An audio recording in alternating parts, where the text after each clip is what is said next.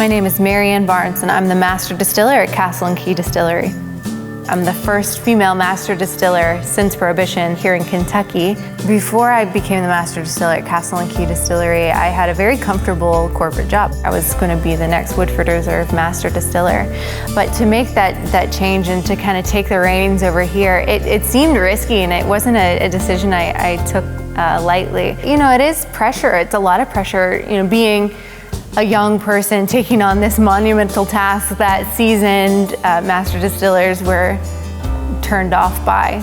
We purchased a historic distillery. It was the site of the old Taylor Distillery, and it had been that name since 1887. This is such an important place to bourbon history. Colonel Taylor was known as the father of modern bourbon, and this place was a tourist destination in its heyday. You can feel the history here, and it's almost like walking back through time.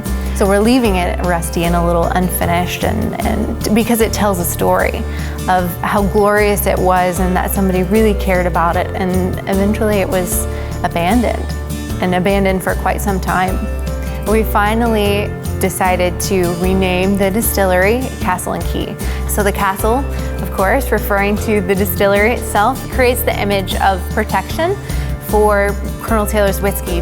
The key part of our name refers to the spring house. It was built right along with the castle back in the 1800s, and this was his reason for choosing the site, was the water source. And this was the key to his bourbon recipe. So this is our key as well. This is the key that we've been talking about. The most important thing about Kentucky limestone water is the fact that it's iron-free and mineral-rich. So this water has a very high calcium content, which makes it perfect for making bourbon. The yeast love the calcium. They produce a whole bunch of new flavors that they wouldn't otherwise. So this is warehouse B. This warehouse is almost 2 football fields long. We think that because it's a little more humid down here, it changes the way that the whiskey oxidizes and creates different flavors. So I'm gonna have a whole lot of fun over the next 4 years figuring out where those sweet spots are in this really long, monstrous warehouse. It's been an exciting journey working here at this distillery. I feel just so fortunate to be down here every day and to see it changing.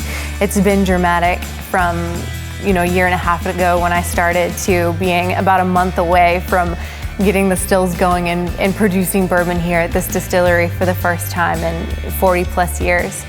So that's a major milestone for us. It's coming back to life.